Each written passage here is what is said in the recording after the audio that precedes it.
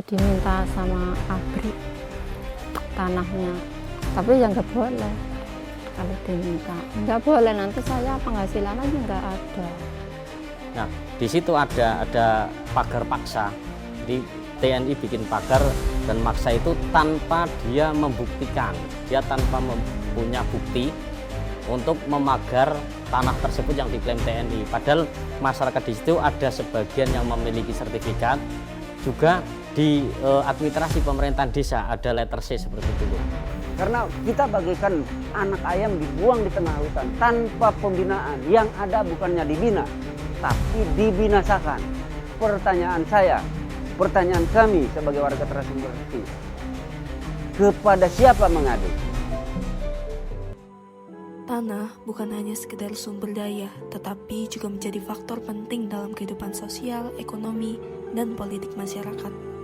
Namun, di Indonesia, persoalan ketimpangan penguasaan tanah masih menjadi masalah serius yang berpengaruh terhadap keadilan sosial dan kesejahteraan rakyat. Dalam presentasi kelompok kami akan membahas 3 hal utama. Yang pertama adalah bagaimana kondisi ketimpangan penguasaan tanah di Indonesia. Yang kedua, apa itu reforma agraria serta mandat dan fokus utama dari kebijakan ini. Yang ketiga, seperti apa sejarah reforma agraria dan pelaksanaannya di Indonesia. Apa itu ketimpangan penguasaan tanah? Ketimpangan penguasaan tanah adalah konsentrasi ekstrim kepemilikan lahan pada sekelompok kecil, yang merupakan masalah utama yang ingin diselesaikan oleh reformasi pertanahan. Tujuannya adalah mengurangi kemiskinan dengan meningkatkan kontrol lahan oleh kaum miskin. Secara global, ketimpangan terwujud saat separuh petani termiskin menguasai kurang dari 10% lahan pertanian. Bagaimana kondisi di Indonesia? Kondisi di Indonesia digambarkan sebagai struktural dan parah, ditandai oleh ketidakmerataan akut antara kepemilikan rakyat dan korporasi. Prioritas kebijakan. Indonesia memilih skema pemukiman, seperti program transmigrasi, sebagai solusi utama untuk distribusi lahan pada tahun 1980-an, menjadikannya prioritas yang lebih tinggi daripada redistribusi lahan tradisional. Ini menunjukkan fokus pada pembukaan lahan baru daripada memecah konsentrasi lahan yang sudah ada. Mampir, ini jalannya ketutup ya, ketutup air, banjir. Asbes ya, asbes. Ini kayak gini, ya. Sebelumnya saya pengen tahu Pak, sebetulnya ini dulunya transmigrasi nelayan begitu? Iya, nelayan. Asal-usul nelayan. Oh, memang ditujukan untuk warga yang di sekitaran sini atau warga dari luar sana? Sama. Untuk, oh ya, maksudnya untuk bernelayan nanti? Iya, untuk nelayan itu semua orang-orang Titi Jawa pun datang pun duduk nelayan.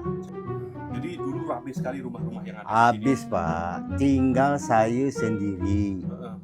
Saya pun aslinya bukan di Alor Bandung, Dari mana? dari Pontianak di Juruju. Sekarang saya diam di sini 3, usahakan rumah bedah.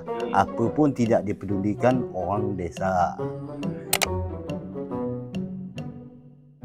Reforma agraria adalah penataan kembali struktur penguasaan, pemilikan, penggunaan, dan pemanfaatan tanah agar lebih berkeadilan melalui pemberian aset dan penataan akses untuk rakyat.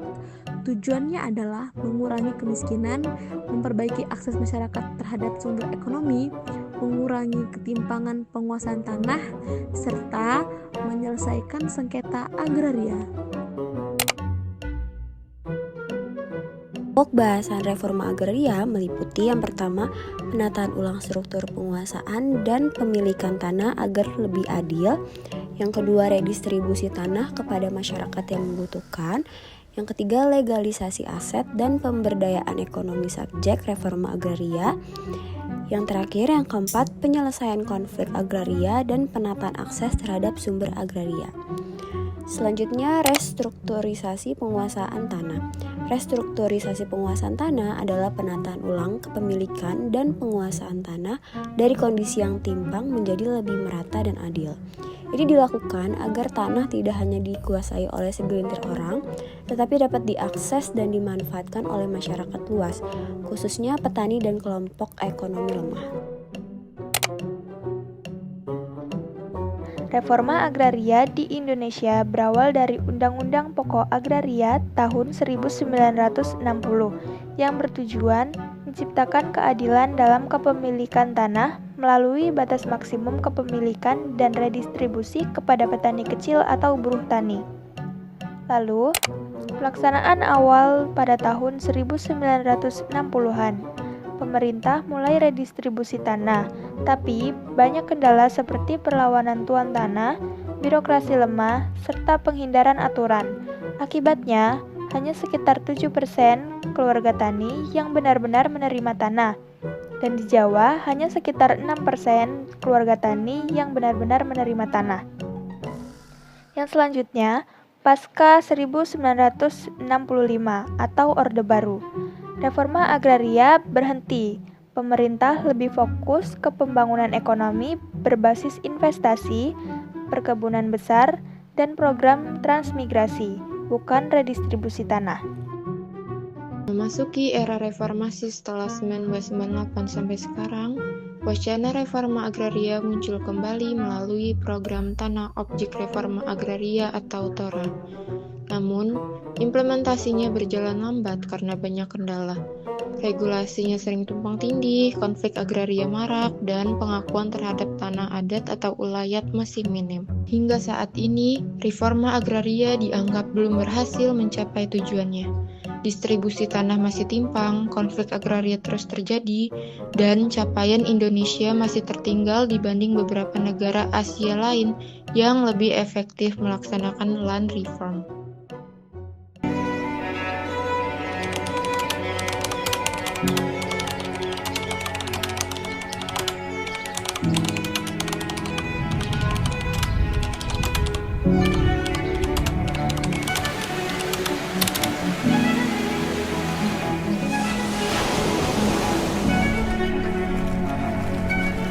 Pengusaha bersekutu dengan para imperialis, yang dimana imperialisme inilah yang akan membuat bangsa kita semakin terjajah, semakin direndahkan, dan semakin kita akan hidup menderita di negeri sendiri.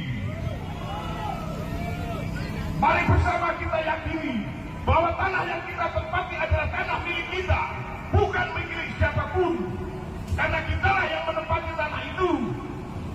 Kita secara turun-temurun sudah berada di kampung kita masing-masing. Apabila ada sekelompok orang, pihak-pihak yang di sini didukung oleh para preman, oleh polisi, oleh tentara, bahkan oleh pemerintah itu sendiri, tentu tidak ada kata selain kita lawan. Land reform, land reform, tanah untuk rakyat.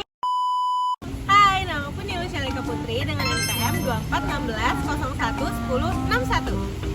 Hai, nama aku Dara Anggraini dengan NPM 2416011070. Hai, perkenalkan nama aku Lira Hadiati dengan NPM 2416011081. Perkenalin, nama aku Dahiko Davianti dengan NPM 2416011082. Hai, kenalin nama aku Andika Dwi Syahraya dengan NPM 2416011090. Hai, nama aku Anita Farasya dengan NPM 24160176. Terima kasih telah menyaksikan video kami. Bye.